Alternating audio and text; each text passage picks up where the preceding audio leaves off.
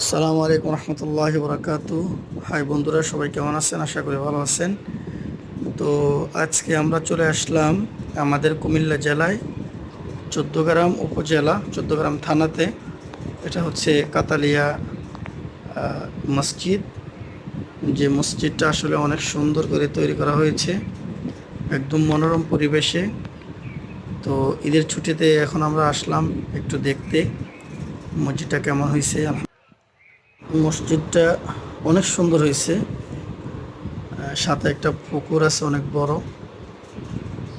তো দেখতেই পাচ্ছেন মসজিদটা কত সুন্দর। আলহামদুলিল্লাহ, অনেক সুন্দর একটা মসজিদ।